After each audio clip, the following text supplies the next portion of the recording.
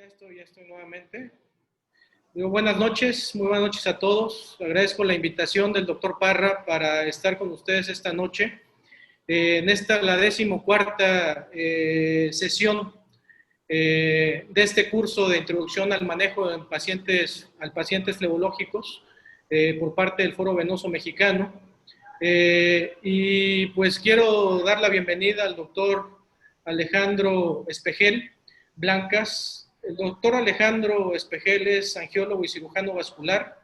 Él realizó su residencia y especialización en cirugía general en el Centro Médico Nacional Siglo XXI, para posteriormente hacer su especialidad en cirugía vascular y angiología en la Universidad de París, Francia. Asimismo, un diplomado en el mismo país en terapéutica endovascular.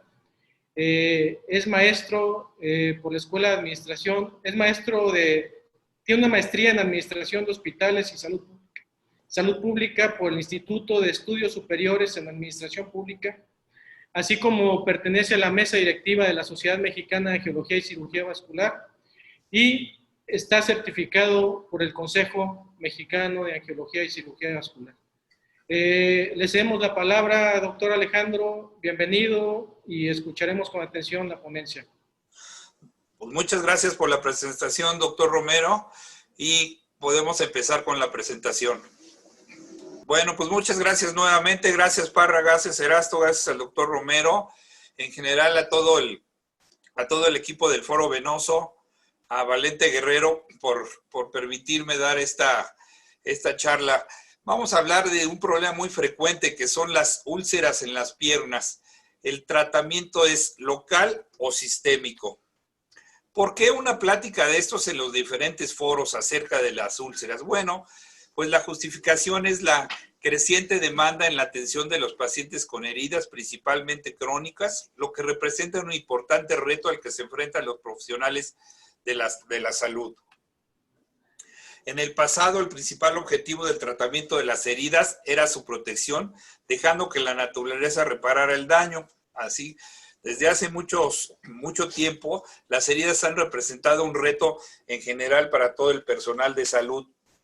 Y más recientemente, de eso es parte de la historia. Yo no sé por qué a los angiólogos nos han encomendado esa tarea, la cual asumimos con mucho gusto. ¿Qué es una úlcera? Existen varias definiciones. Una úlcera es una solución de continuidad con pérdida de sustancia al menos de la epidermis y parte de la dermis, debido a un proceso necrótico con muestra escasa o nula tendencia a la cicatrización. Otra definición nos habla que es una solución de continuidad con pérdida de sustancia en los tejidos orgánicos, acompañada ordinariamente de secreción de pus y sostenida por un vicio local o una causa interna. Otra definición nos dice simplemente que es una lesión que destruye los tejidos de la piel o de la mucosa de un órgano. La definición que más me gusta y más se asemeja a lo que debe de ser es la que proviene del latín ulcus, que es una úlcera, es un defecto de la piel que se extiende dentro de la dermis o más profunda dentro del tejido celular subcutáneo y siempre ocurren dentro de un tejido patológicamente alterado. Una úlcera es siempre secundaria a otra alteración. Antes de entrar en materia, hablamos un poquito de lo que es de la anatomía de la pierna. Y para nuestros colegas médicos generales, solo recordarles que la pierna tiene 4 compartimientos. Los 4 compartimientos son el compartimiento anterior de la pierna, el compartimiento lateral, el compartimiento posterior superficial y posterior profundo, y que dentro de él tenemos diferentes estructuras, desde los huesos, principalmente músculos y los vasos sanguíneos. En los grupos igual tenemos grupos musculares, en el grupo anterior, que es donde se encuentran los principales músculos de la pierna, como el tibial anterior, el extensor largo de los dedos, es el extensor largo del dedo gordo y los peroneos. En el grupo lateral tenemos principalmente los músculos, el peroneo largo y el peroneo corto. Esto es con la finalidad de familiarizarnos un poco con la anatomía y cuando tengamos una úlcera, que cada vez es más común ver úlceras de grandes dimensiones, sepamos en qué lugar estamos. En cuanto a la fisiología, generalmente los músculos nos van a ayudar en los movimientos de flexión y extensión de las diferentes partes del pie, principalmente de los dedos, y son los que, si tenemos una lesión de tal músculo, podemos tener una repercusión sobre la función. Hablando un poco de epidemiología de las heridas. Las úlceras crónicas están presentes en aproximadamente el 1% de la población general. Es un problema de salud pública que está en constante crecimiento. Influye de manera importante en la calidad de vida del paciente y conlleva un coste médico de varios billones de dólares en el mundo. Afectan sobre todo a personas de edad avanzada y son más comunes en las mujeres en una proporción de 1.6 a 1. La clasificación más útil de las úlceras es por su etiología. Estas tres representan el 98% de las úlceras, principalmente las venosas, que ocupan el 80% de la frecuencia de las úlceras. Las úlceras arteriales representan solamente el 5%, las neuropáticas aproximadamente el 10%, y todas las demás son las de origen infrecuente o raras, representan aproximadamente el 5% de todas las úlceras, y entre ellas las que destacan serían la artritis reumatoide, la poliomielitis, la arteritis de Wegener, enfermedad leucocitoclástica y las hematológicas. Unas úlceras dentro de estas, que son muy pocos relativamente comunes, serían las úlceras inmunológicas, las cuales generalmente van acompañadas de vasculitis. Entre estas tenemos principalmente las úlceras secundarias a artritis reumatoide, a lupus eritematoso, esclerodermia. Estas tres principalmente causan vasculitis. Algunas otras, como el síndrome antifosfolípidos, dermatomiositis, el síndrome de Sjögren y la poliarteritis nodosa, también nos pueden llegar úlceras que más adelante vamos a ver que son úlceras con otras características acostumbradas a las de las úlceras vasculares. Para saber de úlceras, su diagnóstico y su tratamiento, tenemos que entender un poco qué es el proceso de cicatrización. El proceso de cicatrización, que es la reparación de una herida. Y este proceso es la integración de pasos interactivos y dinámicos cuya secuencia se superpone en el tiempo. Con fines meramente didácticos se les puede dividir en tres fases. Estas fases son una fase inflamatoria, una fase proliferativa y una fase de maduración o remodelación. La fase primera fase se refiere a la respuesta inflamatoria. Esta se caracteriza por un aumento de la permeabilidad vascular, una migración celular hacia la herida por medio de la quimiotaxis, con secreción de citocinas y factores de crecimiento y activación de las células migratorias. En esta fase, recuerdo, es la fase de respuesta inflamatoria. 2 a 3 días después de la lesión se produce un acúmulo de monocitos que reemplazan a los neutrófilos. La presencia de los monocitos está estimulada por factores quimiotácticos. Los monocitos de los vasos, al llegar al tejido, se transforman en macrófagos y se unen a proteínas de la matriz extracelular. La fase 2 o fase proliferativa consta de los siguientes procesos. Fibroplasia. Esta fase de fibroplasia entendemos como la formación o remodelación de fibroblastos. Esta fase está determinada por el número de fibroblastos que van a ser dirigidos hacia la herida. Angiogénesis, reepitelización y contracción de la herida. ¿Se me escuchan bien, Erasto, Parra? Muy bien. Sí, Escucha te muy bien. escuchamos claro. Sí, porque creo que hay en el Face hay un comentario que no se escucha. Todo bien, en Zoom se escucha muy bien. Todo Ok, bien. entonces dile al encargado Sí, de ahorita las les... redes para que cheque eso, por favor. La fase 3 o de remodelación tisular es la última etapa. Comienza al mismo tiempo que la fibroplasia y continúa por meses. La célula principal es el fibroblasto que produce fibronectina, el ácido hialurónico, proteoglicanos y colágeno que actúan durante la fase de reparación.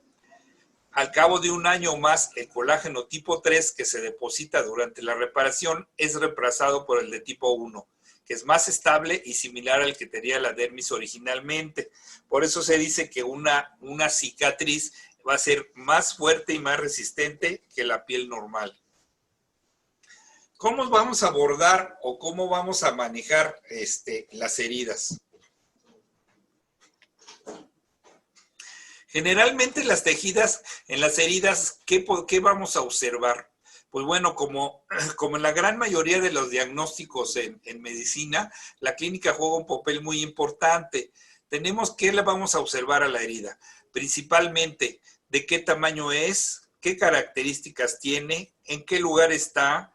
Si está limpia o está infectada, contaminada o tiene exudado. Y para eso vamos a utilizar un algoritmo, un sistema que se denomina sistema Time. Quiero comentar un poquito de las biopelículas. Este es un concepto relativamente reciente y que tenemos que conocer todos aquellos que manejamos lo de las heridas. ¿Qué son las biopelículas? Son comunidades microbianas, las cuales pueden contener bacterias u hongos. Pueden consistir en una sola especie bacteriana o fúngica, sin embargo pueden ser polimicrobianas. Representan una amenaza porque la biopelícula actúa como una barrera la cual protege a los microorganismos de las amenazas externas, lo cual retrasa el proceso de la cicatrización. El problema es que el 60% de las heridas crónicas presentan biopelícula, lo cual representa una barrera en la evolución de la cicatrización. Tenemos un algoritmo muy útil que se utiliza en la gran mayoría de las clínicas de heridas y que es el sistema Time. El sistema Time es una herramienta de cuidados global que se utiliza para implementar planes de tratamiento para la preparación del lecho de la herida y facilitar la cicatrización. Se llama Time porque está compuesto, son las siglas de los pasos que vamos a seguir. El primero se refiere al tiempo, se refiere al tejido, control del tejido, si es viable o no es viable. La I es el control de la inflamación o de la infección, la estimulación de los bordes epiteliales y el control del exudado. El control del tejido necrótico. ¿Qué vamos a hacer con el tejido necrótico? Bueno, de acuerdo a todo lo que hemos aprendido desde que éramos estudiantes, hay que eliminar todo el tejido necrótico encontrado, hay que eliminar la biopelícula si estamos ante una herida crónica y todo esto encaminado a evitar la infección. El control de la inflamación y la infección. Una herida puede estar contaminada o puede estar colonizada. La carga bacteriana presente en el lecho de la herida no causa daño tisular ni altera. Eso es cuando la herida está colonizada. Cuando decimos que una herida está infectada, cuando tenemos una carga bacteriana positiva de más de 100,000 colonias de gérmenes por gramo.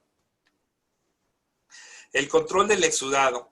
Tenemos diferentes tipos de exudado, que puede ser hemorrágico, inflamatorio, infeccioso o exudado crónico. Este exudado crónico generalmente es producto de degradación de la herida y muchas veces se confunde con pus o forma parte de la biopelícula que se va formando en las heridas. En muchas ocasiones toma este aspecto como el de la imagen, un aspecto brillante, como si la herida estuviera barnizada de un líquido.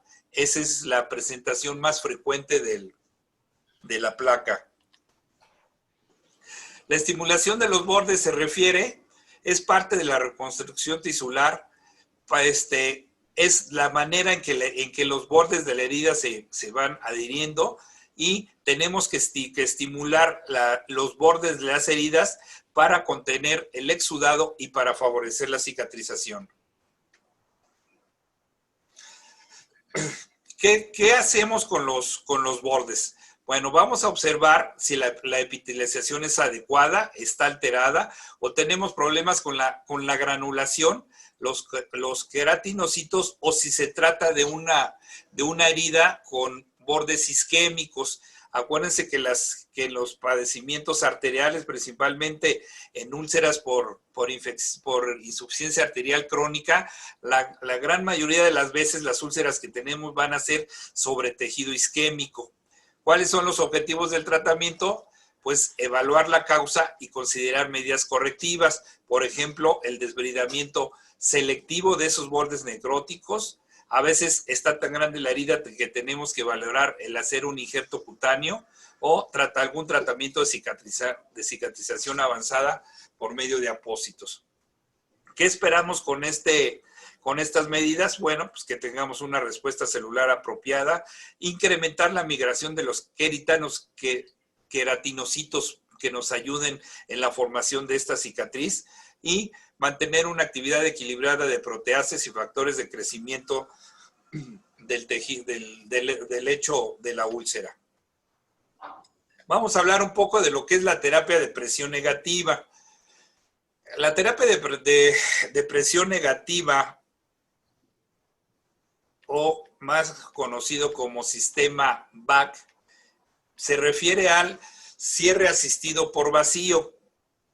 Es un sistema plenamente aprobado con muchísimos artículos a nivel mundial que hablan de su eficacia en cuanto a la cicatrización de heridas.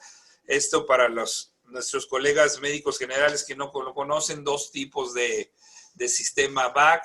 Aquí tiene un colector de secreción, de que a veces hay secreción y la va jalando, o la misma esponja que se utiliza, que se va diluyendo y se va juntando en esto.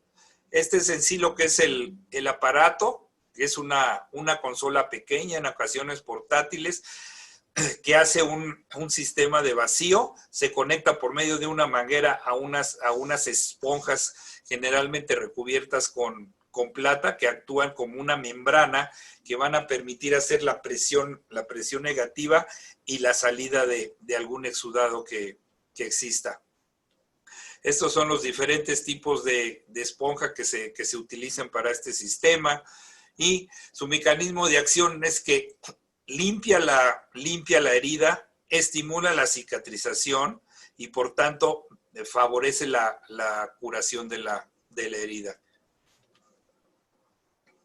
Está indicado en heridas crónicas, en heridas agudas, traumáticas, dehiscente, úlceras de presión, úlceras flebostáticas y en pie diabético. Tiene una amplia gama de indicaciones.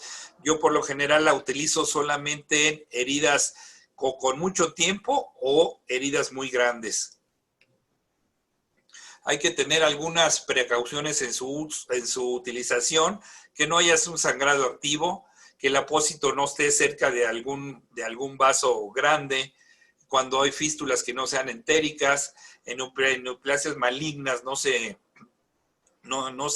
aconseja, y en pacientes con osteomielitis que no esté tratada. Hay pacientes con osteomielitis en tratamiento que es necesario cerrar esa lesión y sí se puede utilizar. El sistema es realmente muy sencillo de utilizar, trabaja casi solo y nos da el problema y la solución. Si está tapado, si hay una fuga, quiere decir que el sello de la herida no haya quedado completamente sellado y tengamos una fuga, que no esté funcionando cuando ya se llenó el canister o que se le acabe la batería. Realmente es un sistema de mucha utilidad y muy fácil de usar. Hablemos también un poco de los apósitos, de lo que es la terapia avanzada de heridas. Los antisépticos, ¿qué es un antiséptico? Es un producto químico que se aplica sobre los tejidos vivos con la finalidad de eliminar los microorganismos patógenos o inactivar los virus. No tiene actividad selectiva ya que elimina todo tipo de gérmenes. Entonces, los antisépticos por lo general son productos químicos que no son selectivos, actúan sobre los tejidos sanos, pero y sobre los tejidos que están dañados. La mayoría tienen efectos tóxicos en las células, solo tratan la superficie, su uso continuo puede provocar lesiones sistémicas y a través del tiempo generan resistencia. Lo mejor en la limpieza de una herida es irrigarla con una solución con poliexamida y betaína, lo cual previene la infección, previene la formación de biofilm. Este tipo de soluciones ha sido lo primero que se ha descrito contra el biofilm o vía película y nos va a causar una disminución del dolor y en ocasiones del olor. Hay unas heridas francamente fétidas que esto nos va a ayudar en su control. Uno de los productos más conocidos de esto es el Prontosan, que yo en lo personal lo uso bastante para las heridas, que tiene algunas ventajas sobre los otros productos ya conocidos, como la solución fisiológica, el agua corriente y los antisépticos. Las ventajas son la reducción en la carga biológica, seguridad en el uso a largo plazo, no inhibe el crecimiento del tejido de granulación, mejora el dolor y el olor en la gran mayoría de las heridas y en costo-beneficio nos evitamos hasta alargar el tiempo de curaciones y disminuye la tasa de infección. ¿Qué son los apósitos? Los apósitos son dispositivos médicos que se pueden utilizar para cubrir y proteger una herida. Un apósito primario es todo apósito que entra en contacto directo con la herida. Un apósito secundario es todo apósito que recubre al primario y que no está en contacto directo con la herida. Ahorita les parece obvio, pero ahorita vamos a dar unos ejemplos. También existen apósitos pasivos. Esto es aquellos que no interactúan con la herida, tienen una alta capacidad de desecación y poca absorción, favorecen la infección y desafortunadamente son los más usados en la curación convencional. Lo más representativo es la gasa tejida o prensada, que es un material de origen natural que destruye el tejido de granulación. ¿Cuántos de nosotros que nos enseñamos a curar con gasas citábamos al paciente ya sea 24, 48, 72 horas después y qué pasaba? Pues la gasa estaba totalmente pegada a la herida, que era un sacrificio quitarla y cuando la quitábamos nos dábamos cuenta que había dañado el tejido simplemente a la hora de retirarla. Los apósitos activos son los más utilizados en la curación avanzada de heridas, interactúan con la herida favoreciendo el proceso de cicatrización y sus características son que proporcionan un ambiente húmedo, que están estériles, que tienen una capacidad de absorción, que brindan protección contra la infección, que no se adhieren, no son tóxicos y no son alergénicos, que se adaptan a los contornos anatómicos, son resistentes y son fáciles de usar y disminuyen el dolor y el olor. Obviamente, con todas estas características es evidente que son más caros que una gasa convencional. Tenemos muchísimos tipos de apósitos. Los principales son las películas de acrilato, los alginatos, hidrogeles, las espumas de poliuretano, los apósitos hidrocoiloides, los apósitos para control de la infección o carga bacteriana como los de plata, las hidrofibras, las películas de poliuretano, las películas no adherentes, los apósitos de colágeno o los productos biológicos que van a actuar como membranas semipermeables en la herida. Algunas palabras acerca del pie diabético, porque si estamos hablando de úlceras, pues tenemos que hablar, es algo muy frecuente en el pie diabético presentar úlcera o lesiones en los pies. Un breve repaso de qué es el pie diabético. Y el pie diabético es una patología muy frecuente con importantes repercusiones sociales y económicas. Presente la diabetes mellitus en el 5% de la población en Estados Unidos y un 12% se encuentra en una diabetes limítrofe. Se calcula que un porcentaje similar son diabéticos y no son tratados o no saben que la tienen. la diabetes mellitus se ha sextuplicado en una generación. La prevalencia en México anda por hoy entre el 8 y el 10%, ocupa el cuarto lugar como causa de mortalidad y tenemos aproximadamente 200,000 nuevos casos por año. El pie diabético es una de las principales causas de morbimortalidad en pacientes diabéticos de origen vascular. Tenemos alteraciones tanto microangiopáticas como macroangiopáticas. El 80% de las amputaciones mayores son en pacientes diabéticos. No, sin olvidar que la diabetes asociada al pie diabético tenemos mayor frecuencia de ceguera, cardiopatía y gangrena. El aumento en la expectativa de vida se ha aumentado la relación con cuadros agudos en cuanto a pie diabético. Actualmente es común encontrar pacientes de la octava, novena década de la vida, diabéticos de muchos años, y que su ingreso al hospital muchas veces de manera repetitiva es por cuadros infecciosos en el pie, que desafortunadamente lo van a llevar a la amputación. ¿Cuál es la definición de pie diabético? De acuerdo con la OMS, es definido como el pie de pacientes diabéticos con ulceración, infección y o destrucción de tejido profundo asociado con anormalidades neurológicas y varios grados de enfermedad vascular periférica en la extremidad inferior. No olvidando que generalmente los pacientes tienen no solamente problemas de arteriopatía, sino también de neuropatía. Y cuando a esos dos factores le agregamos un proceso infeccioso, estos son los resultados. Este es un paciente diabético de muchos años, isquémico, que de repente hizo una celulitis en el pie y cuando lo atendimos ya tenía una gran pérdida de tejido. Este paciente hubo que revascularizarlo primero mediante angioplastía de vasos tibiales y después empezar a tratar las heridas. Esto requirió una aplicación de injerto en esta zona. Afortunadamente el paciente cicatrizó por completo y ahí anda por ahí todavía. Estadísticas en México del pie diabético. 1 de 4 admisiones hospitalarias en pacientes diabéticos por lesiones en el pie. La estancia hospitalaria en promedio excede las 4 semanas. La sobrevida a 3 años o después de una amputación supracondílea en un paciente diabético no sobrepasa el 50%. Eso es un dato pues muy lamentable, pero muy cierto. Un paciente que es amputado de manera supracondílea, el 50% de ellos está muerto, no a los 3 años, a los 2 años.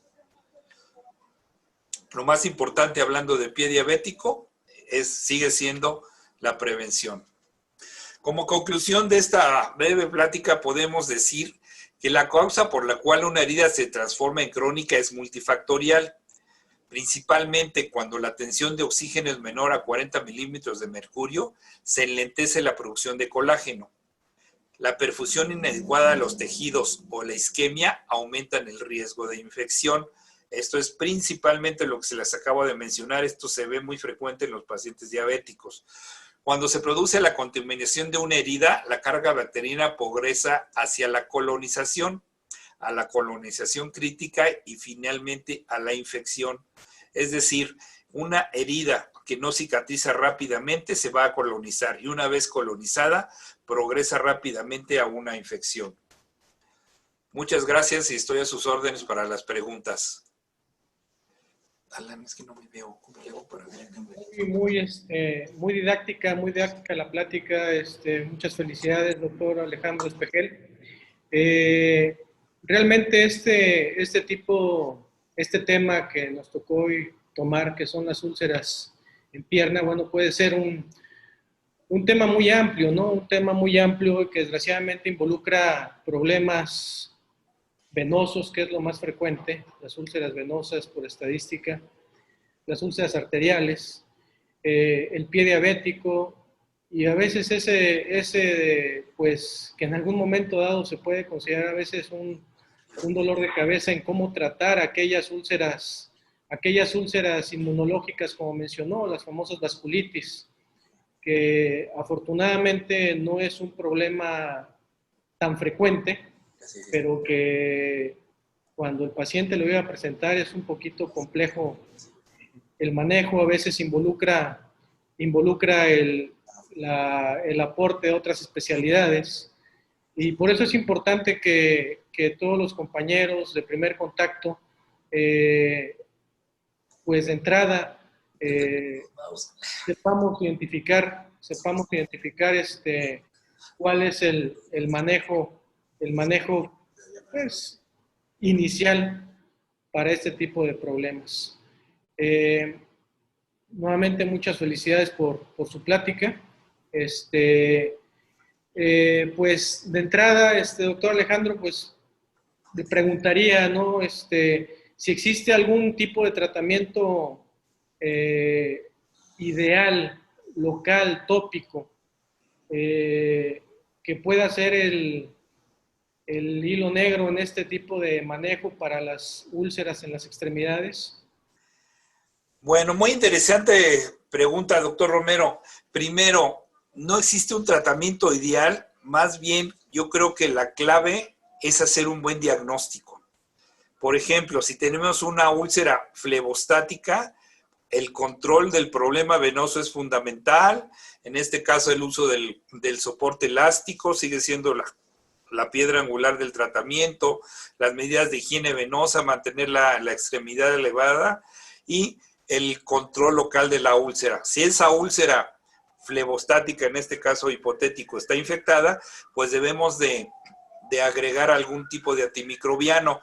Es muy importante saber que cuando damos un antibiótico tomado, pues una mínima proporción es la que se absorbe. Yo creo que en estos casos, cuando tenemos heridas cutáneas, tenemos que dar un tratamiento tópico y sistémico para tener algún efecto. Igualmente, si tenemos una úlcera con vasculitis, pues ya sabemos que se trata de un problema inmunológico y por lo general debemos de manejar esteroides también para el control de esa úlcera, además del tratamiento tópico. Entonces yo creo que la úlcera la tenemos que poner nombre y apellido. Es una úlcera venosa, es una úlcera isquémica, ya no se ven tan frecuente, pero acuérdense que hay úlceras hipertensivas, las úlceras inmunológicas, o los más frecuentes, las úlceras por presión. ¿Qué tenemos que hacer? Simplemente proteger las salientes óseas, estar moviendo al paciente, hablar con los familiares o la gente que se dedica a cuidarlos en que lo estén cambiando de posición. Todos esos son detalles que parecen mínimos, pero son muy importantes para el control de este problema. Así es, así es. Nos preguntan aquí en el chat cómo podemos diferenciar clínicamente una úlcera venosa de una arterial. Yo creo que es una pregunta muy importante para los compañeros de primer contacto, porque realmente es algo que nos va a dictar el tratamiento. Muy interesante, creo que ese fue el tema de la sesión de la semana pasada, pero algo falló que no le vieron. Voy a tratar de resumir, lo expuso la doctora Vanessa Rubio junto con el doctor Gustavo Rubio. Es muy importante porque primero vamos a decir, por frecuencia, el 80% de las úlceras van a ser venosas o flebostáticas y solamente un 10 al 15% van a ser arteriales. Las características clínicas también son muy, muy diferentes. Una úlcera venosa por lo general está ubicada cerca de los maleolos y por abajo del tercio inferior de la pierna, más pegada a los maleolos, ya sea al maleolo interno o al maleolo externo. Las úlceras arteriales pueden estar generalmente en los dedos, en el dorso y rara vez en la pierna. Son muy dolorosas las úlceras arteriales, a diferente de las venosas, que casi no duelen. Son muy aparatosas, pero el paciente, sobre todo si no lo toca, no duele nada. En cambio, las úlceras arteriales, el paciente ya empieza a actuar como si fuera una isquemia, le duele. Los bordes de las úlceras venosas son irregulares, los de las arteriales son como si lo hubiéramos sacado con un sacabocados, son bordes muy regulares. En fin, esas son las características clínicas más importantes que nos ayudan a diferenciar una de otra. Al momento de hacer el diagnóstico, pues por los antecedentes tenemos que ver si el paciente tiene antecedentes de varices, secuela postflevítica, insuficiencia venosa, que nos van a dar la guía para decidir que la úlcera es venosa. Por el contrario, un paciente diabético con antecedentes de problemas arteriales, seguramente nos vamos a encontrar ante una úlcera de origen arterial. Así es. Nos preguntan también ¿qué experiencia tiene usted con las cámaras hiperbáricas, doctor Alejandro?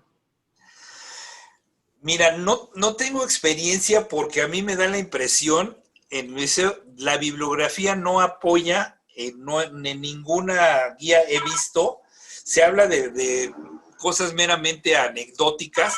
Las cámaras hiperbáricas tienen su indicación muy precisa en accidentes de buceo y otro tipo de patologías, pero en úlceras, pues realmente ni siquiera en la isquémica han demostrado mejoría cuando hay una herida. Yo por lo menos no la he visto y nunca las he utilizado en esto. No sé si alguno de ustedes, Parra o Erasto, o incluso tú mismo, tienes alguna experiencia en eso. Bueno, pues realmente para someter a un paciente a cámara hiperbárica por una úlcera arterial, una úlcera venosa, como usted mismo comentó hace rato, realmente se tiene que resolver el problema primario, ¿no? Tanto los problemas venosos como los problemas arteriales. Tiene sus indicaciones probablemente en algunas otras patologías la cámara hiperbárica. Puede llegar en algún momento dado, me imagino, nosotros en el hospital no la utilizamos de manera frecuente para úlceras ni de características ni venosas ni arteriales. No sé si alguien la utiliza de manera frecuente. Erasto. No, realmente no hay evidencia científica a favor del uso de la cámara hiperbárica. Existen algunas indicaciones, como es en los buzos que se recuperan de descender a profundidades muy importantes. En algunos pacientes que tienen infecciones por gérmenes anaeróbicos, también parecería que funciona, pero nada sustituye a la revascularización, ya sea directa o endovascular. Cuando un paciente está isquémico, la experiencia y lo demostrado es que así lo sometamos a 20 sesiones de la cámara hiperbárica, si no se resuelve el problema primario de insuficiencia arterial mediante algún método, ya menciono, directo o indirecto, la cámara hiperbárica no va a funcionar. Y creo yo también, desafortunadamente, que se hace un uso comercial e indiscriminado de la cámara hiperbárica y que se promociona de alguna manera para indicaciones que ni siquiera están ni autorizadas, ni comprobadas, ni nada de eso. ¿Ya? Así es. Una otra pregunta de sus compañeros mencionan ¿qué piensan del plasma rico en plaquetas en las úlceras venosas? ¿Alguien tiene alguna experiencia en este tipo de manejos? No, yo no. Alex. No. Para nada. Más bien son cosas que uno ve luego en internet, ¿no? Y eso, lo de las células madre, cosas así, que tal vez como conocimiento, pero yo nunca he sabido de alguien cercano, médico, especialista, que lo aplique, y más bien entra ya en el terreno de la, pues de la medicina alternativa, ¿no? Sí, además yo creo que son puntos que en algún momento dado pensaría que son pacientes que han de estar de un lado para otro, tratando de encontrar el remedio mágico, alguien les comenta eso y desgraciadamente son pacientes que se someten a ese tipo de tratamientos con la finalidad de que tengan algún cierre de manera espontánea, podría decirse, ¿no? Pero no, nosotros tampoco manejamos ese tipo de tratamientos. Muy bien. Preguntan también, doctor Alejandro, el uso de los flebotónicos en las úlceras venosas y cuál es en algún momento dado, cuál es el que recomendaría usted por su experiencia. Sí utilizo flebotónicos generalmente como sintomáticos, además de los analgésicos, y realmente he utilizado prácticamente todos, Fabroven, Vascuflow, Daflón, Elatec, la gran mayoría con buenos resultados. Últimamente les asociamos Sulodexida, también con buenos resultados, y de hecho quiero iniciar un protocolo con eso. ¿Cuáles son los resultados agregando Sulodexida a todos los pacientes con úlcera? Porque hay artículos encontrados que sí mejoran, que no mejoran. Yo creo que deberíamos de unirnos. Si lo hago yo solo me voy a tardar mucho. Deberíamos de unirnos nosotros los angiólogos y hacer un estudio grande del real, para ver el beneficio real de la Sulodexida en problemas de úlcera. Sería bueno comentarlo.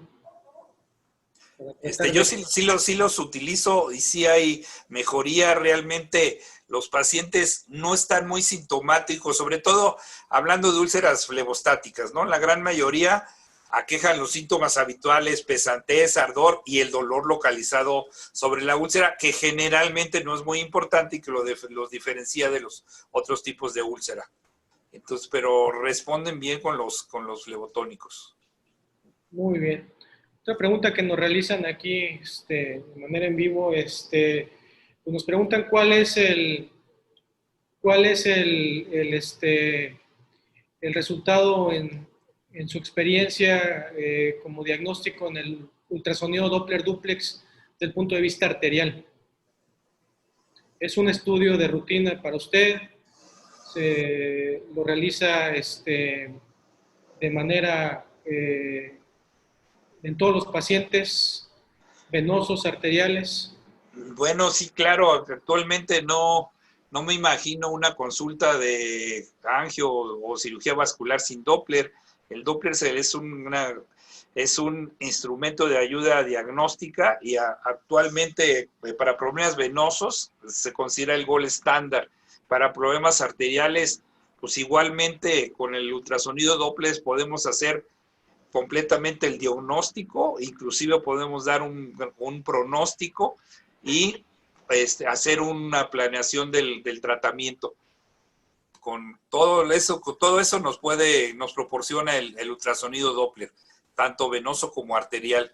En la gran mayoría de los pacientes que yo veo, con la consulta de primera vez, les hago un Doppler lo más completo que pueda para de ahí partir. Y hablando un poquito, perdón, Armando, del Doppler, el doctor Carlos López pregunta que cuál es el valor normal, el rango normal por Doppler arterial de la arteria tibial anterior o pedia en centímetros por segundo para valorar una úlcera. Yo creo que platicar un poquito acerca del Doppler arterial que tú le realizas a un paciente para descartar o confirmar que tiene enfermedad arterial periférica y poder clasificar una úlcera, ¿no, Alex? Bueno, no tanto, eso sería tema, eso es algo muy amplio hablar de Doppler arterial, ¿verdad? Lo que le puedo decir al doctor Carlos sería que cuando hay obstrucción, las velocidades en el ultrasonido Doppler se incrementan bastante. ¿Sí? Tenemos un flujo laminar que empieza a chocar contra las placas de aterosclerosis y es como si pasáramos de una manguera grande a una chiquita. Primero hay un aumento de velocidad en esa arteria que, dependiendo del grado de estenosis, va a ser el grado de velocidad que va a alcanzar. Pasando esa zona de obstrucción, otra vez la velocidad va a volver a lo normal.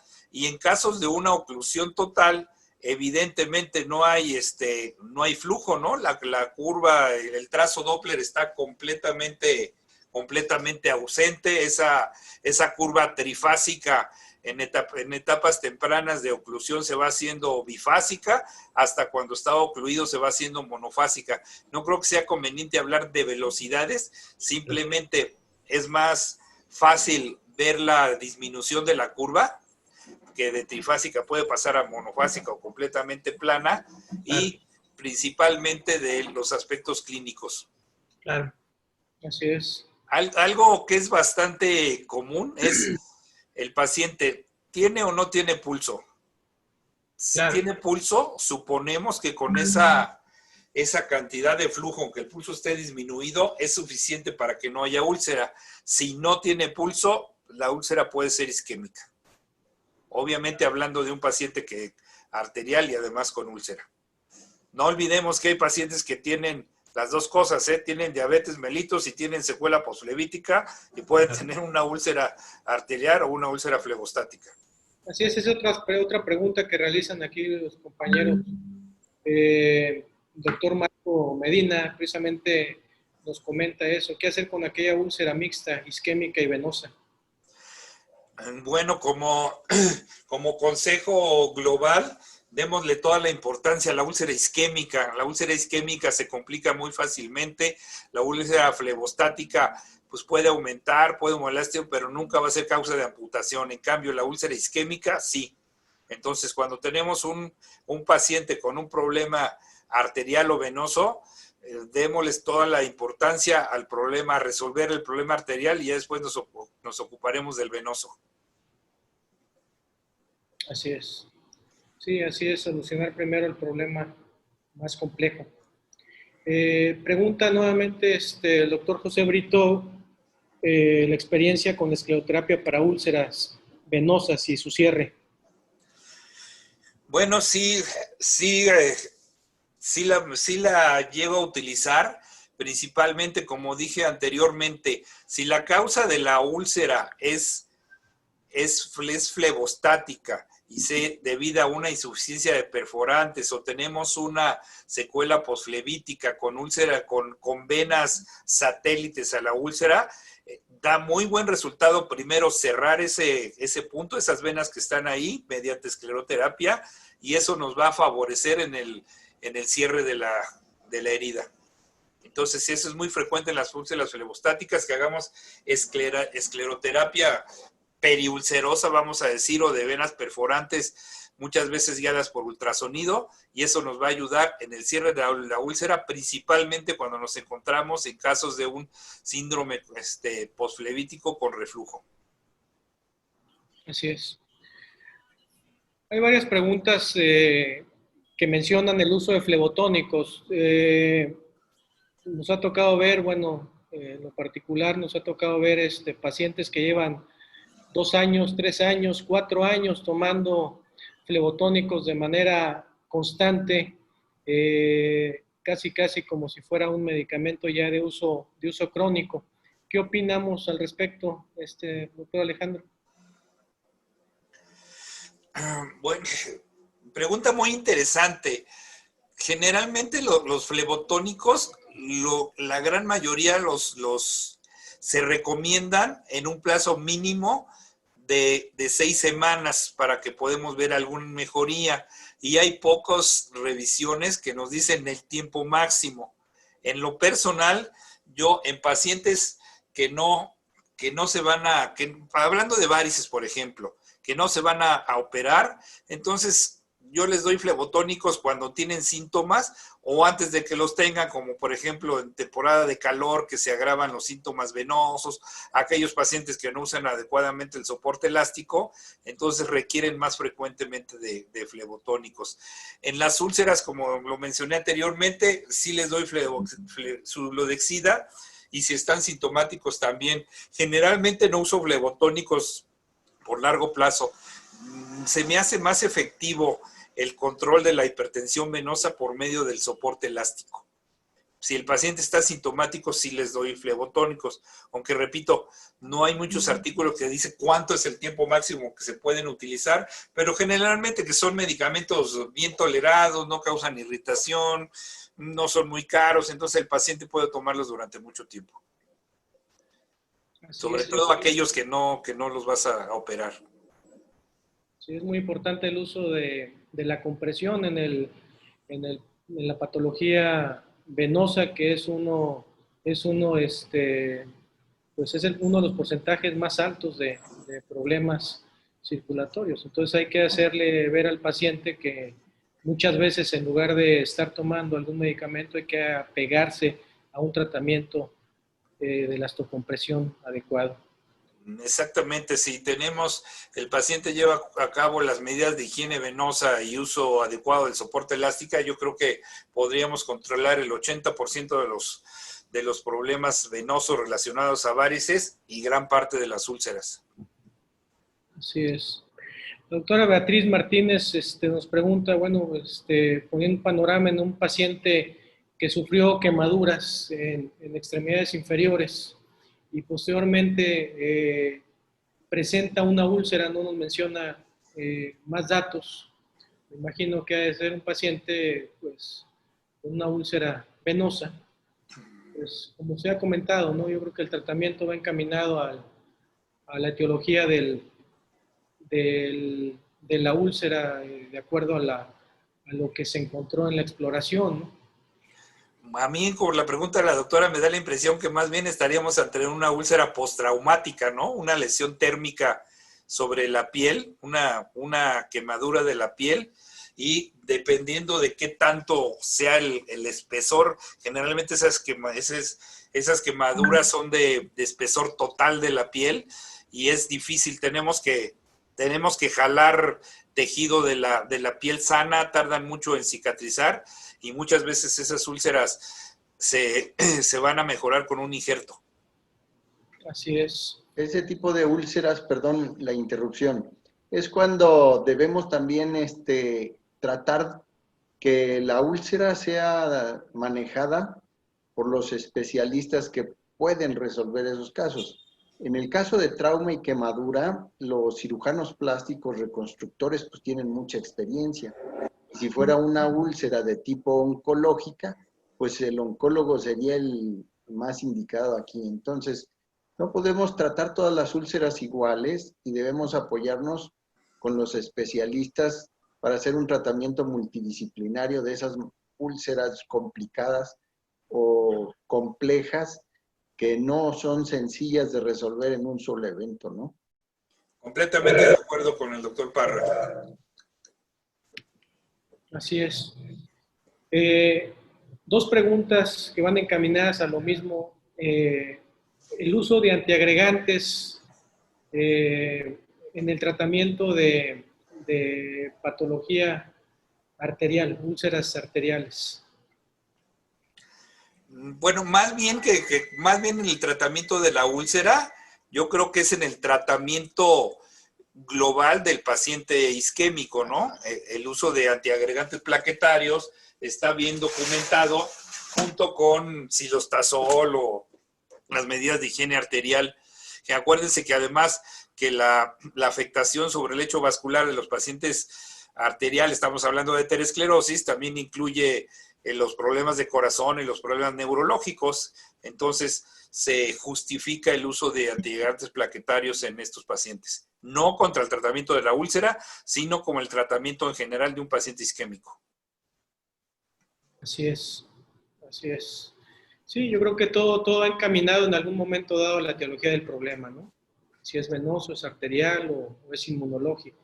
Y de acuerdo a eso, pues dejar la mejor opción. Tenemos una gran batería de tratamientos actualmente para las úlceras, pero sí tiene que ir encaminado a la etiología del problema.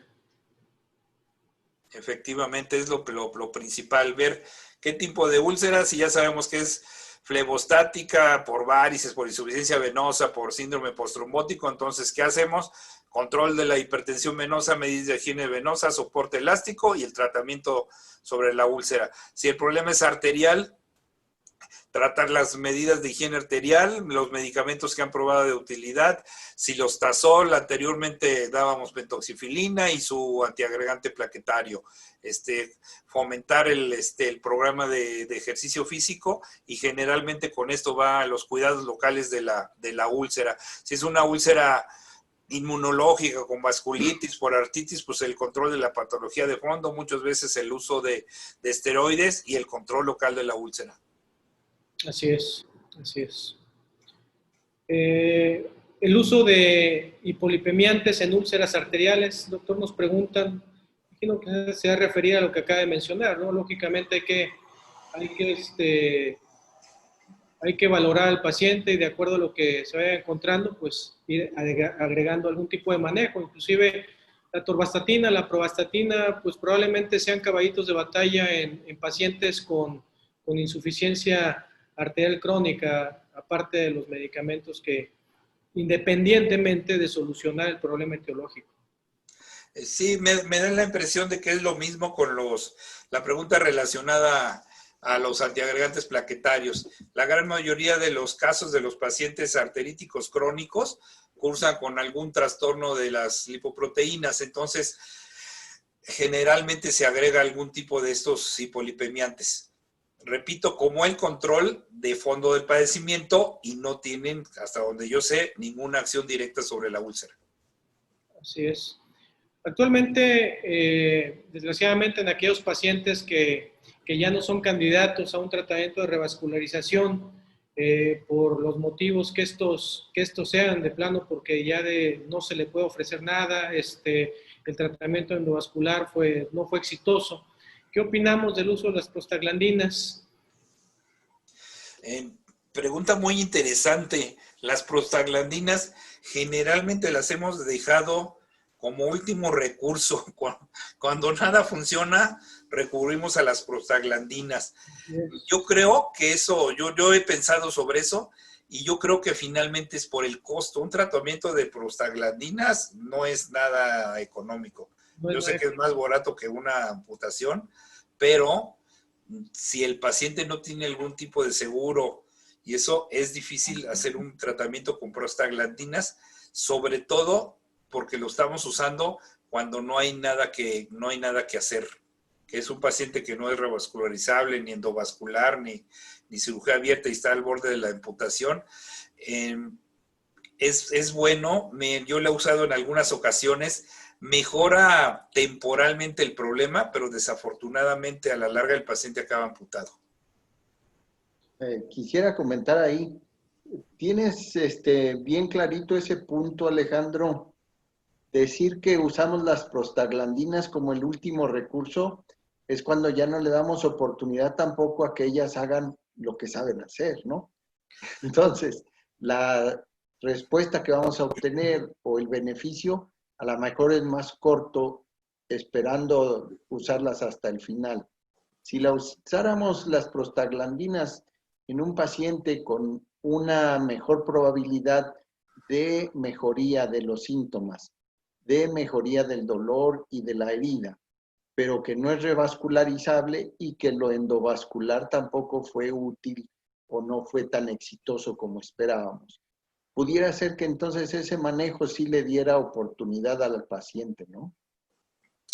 Sí, completamente de acuerdo, pero ¿en qué casos las haríamos? Finalmente, en una insuficiencia arterial crónica, la gran mayoría de las indicaciones es para estadios finales, para estadios 4 o 5 de Rutherford. Generalmente, no sé, por lo menos yo no he leído en las guías que se use en etapas tempranas como claudicación intermitente, por ejemplo. Se pueden utilizar, pero sí, las guías dicen que debemos aplicarlas en pacientes ya en estadios avanzados. Por eso lo que comenté anteriormente, a lo mejor no le hemos dado la oportunidad, pero también no es muy económico usarlas antes. De acuerdo, sí. ¿Cuánto tiempo das silostazol, por ejemplo? Puedes estar años. ¿Cuánto tiempo podrías aguantar dando prostaglandinas? Tampoco es recomendable dar prostaglandinas por mucho tiempo. El periodo de utilización son de 15 a 20. Exactamente. Pero insistir en que son pacientes no revascularizables, ¿no? Porque que no vaya a quedar la idea de que en algunos casos las prostaglandinas pueden hacer que una úlcera cierre o que un paciente se recupere al 100%. Son realmente medicamentos de último recurso, digamos, en pacientes no revascularizables y en los que queremos disminuir el dolor de reposo, tratar de evitar una amputación inminente. Entonces, ese es el lugar de las prostaglandinas. Exactamente, esa es la indicación actual de las prostaglandinas. Claro.